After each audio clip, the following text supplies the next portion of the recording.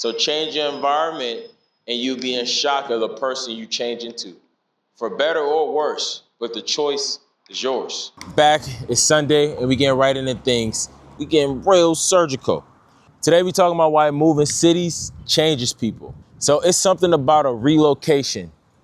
A geographical change in your location does something to an individual. I'm speaking from something I did. It's deeper than what it's shown to be at first, because when you go to a new place, a new city, a new state, not only are you being exposed to how different people act, but the mannerisms, the culture, the disconnections, the also possibilities for networking opportunities, all right? And it all happens when you go to a new city. You get a different individual, one you may not be used to, all right? And it takes some getting to know and learning and adapting that must happen for self so that you can survive and then eventually thrive and then eventually grow within yourself, rinse, repeat. You can maybe do the same somewhere else, or, there's always opportunity for growth.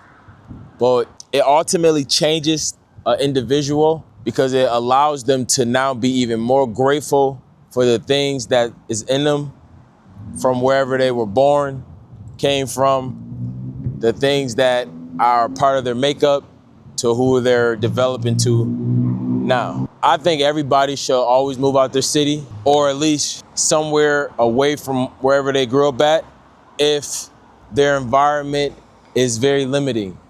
If they're in a place where they want more but don't know how to attract it. One way you do that is putting yourself in a brand new environment, because now only thing you're able to rely on is the wits that you have grown to learn within yourself from all the time you've been on this earth so far.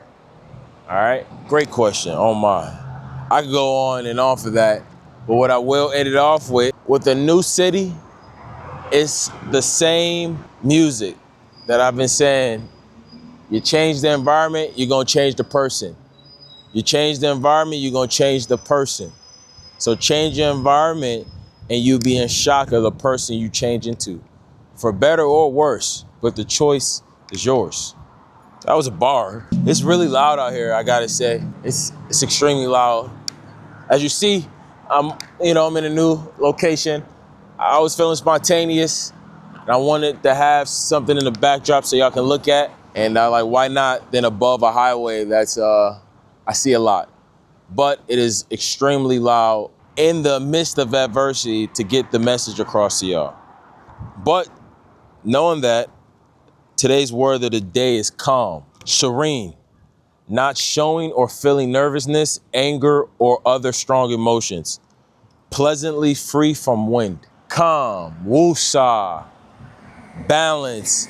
There's all variations of the same thing, all right? You wanna have a level of calmness with you so that the surface is still, all right? Especially when adversity strikes. I think it's more dominant when you can be calm in chaos, in mayhem, in adversity, because it just shows who's grounded and who's not. It shows who's backed by the things they're doing when nobody's watching. Now, don't get me wrong.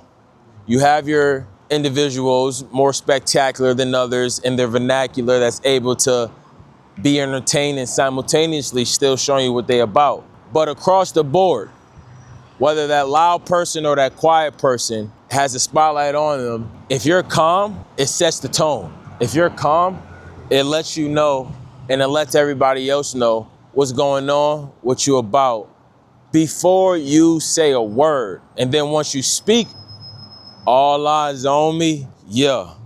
So take this word calm, implement it into your life, move through this world more calm if you're not as calm as you should be, because when you do the work, when nobody's watching, it's gonna shine the brightest once it's your time, all right? Today's a great day, as is day 293 of 365 being sober.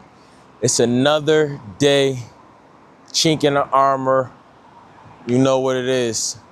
Click the link in the bio, get your free sober guide. that will kickstart your journey for 28 days. Name, email, I got you, just like that. Barbecue chicken, all that good stuff. And it's Sunday, another day posted on YouTube to 1,000 subscribers is a mass, as you see. Do I need to say it? I'm not gonna stop, all right? But also, today I was at church and we're still in the book of Genesis. Pastor T spoke in depth of Joseph, how that robe, that majestic robe that has God connected to it and all he does, taken twice from a lustful wife of the Egyptian king. And it just shows you just gotta keep doing what's right, regardless of the chaos that's happening or the temptation that try to tear you down. Because quite frankly, temptation never gonna stop. The higher you go, temptation always finds a way to show its rear, ugly face. But you have to stand for something. You must, or you're gonna fall for anything. And if you do that, you'll eventually